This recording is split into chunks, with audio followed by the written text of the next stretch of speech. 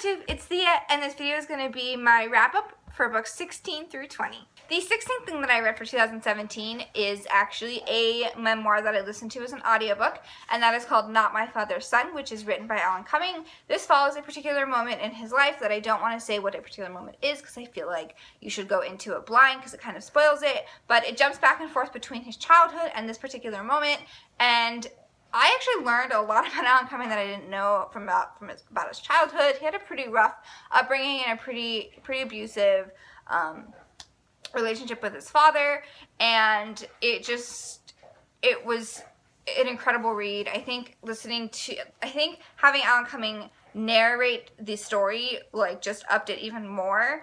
But if you like Alan Cumming, I definitely suggest checking it out, listen to it as an audiobook. It gave me goosebumps, and I absolutely loved it, and I gave it 5 stars. The next thing that I read in 2017 is The Near Witch by Victoria Schwab. This is her very first novel that she has ever written, and it is a YA. It follows our main character named Lexi, who lives in the town of Near, and in her town, not much happens. It's a pretty quiet town. They don't really get any visitors. It's pretty small, and then one night, Lexi sees a boy outside of her window, and then the next day when she wakes up, children start disappearing. So automatically, the town elders and some of the adults start automatically assuming that it's the boy, and then and Lexi joins forces with the boy to figure out what is happening to the children because she believes he is innocent. And it was just a really fun book. It was super short. It didn't take very long to get through. And it was just, Victoria's writing is just so amazing and it's so beautiful. And she definitely, reading this and then reading some of her later work, you can definitely tell how her writing has progressed. But even here, it's beautiful. If you love Victoria Schwab and you haven't read this yet, definitely pick this up.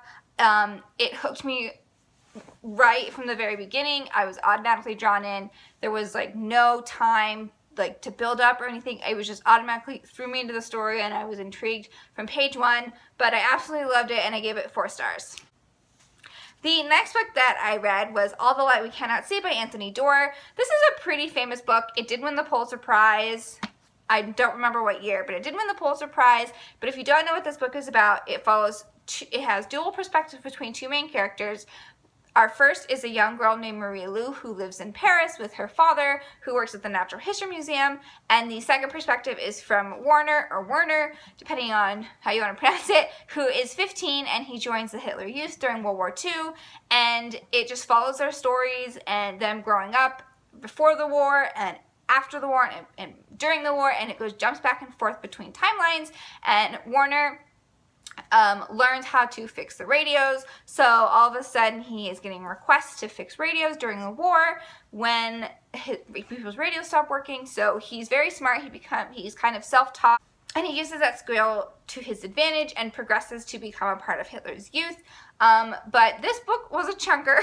It did take a while to get through, but the writing is absolutely beautiful. It's the world. I mean, you don't really need world building. It's Paris and Germany, but the way he writes it makes you feel like you're actually there. I felt like I was looking at Paris and looking at Germany, and I have heard that this book took him 10 years to make because he actually visited the places that he was writing about, and I can definitely tell that he knew what the places look like from personal experience versus just pictures and things like that. But this book was so amazing. It was beautiful, and I gave it 4 stars. It did take a little while to kind of get going, which is why I didn't give it 5 stars, but it was beautiful. The writing is just gorgeous, and the storyline is definitely something to read if you have not read it. And as a World War II, I read it. I mean, it's historical fiction. It does take a little while to get through, but because it did take about 50 pages or so to get into, I did give it 4 stars. After I finished All the Light We Cannot See, I picked up something that was short and fun, and so I picked up volume 8 of a manga series that I have been reading, and that's called Gravitation. I won't go too much into about what this specific volume is about since it is volume 8, but this follows our main character who is in a rock band. He's in high school. He falls in love with a male author, and it's just about the things that happen while he's in the studio filming with his friends, and falling in love, and this volume centers around him going to New York because they want to sign him as a solo artist. It's just wacky and fun, and I gave this volume 4 stars. The last thing that I have completed so far this year is Wind Witch by Susan Dennard. This is the sequel to Truth Witch and also the second novel in the Witchland series. I believe there's going to be 4 in the complete series. I felt that this volume, the sequel, was just okay. I ended up giving Truth Witch 3 stars when I read it last year, and I have a full review on my channel.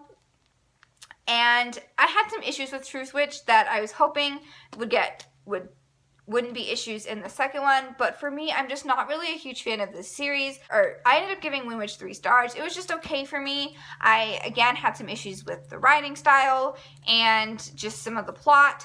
I won't go into too much about it since it is a sequel, but this does follow Prince Merrick, who is a Wind Witch, and one of the things that I liked about Truth Witch was the friendship between Safi and Isolde. And so I was kind of wanting more in this one, but this does follow Prince Merrick, so it was a different plot and a different perspective. But again, I ended up just feeling like this was an okay second novel. I'll probably pick up the rest of the series depending on if they get really big or not. I feel like this one is a lot shorter than Truth Witch, so it didn't take me as long to get through because I had been used to her style of writing already. But I still had some issues with Wind Witch, and so overall I gave it 3 stars. So here are the next 5 things that I have read so far this year. Let me know down in the comments below what you've read, if you've read these, if you liked them, disliked them, any thoughts or opinions. If you like this video, give it a thumbs up. Don't forget to subscribe, and I'll see you guys in my next video. Bye!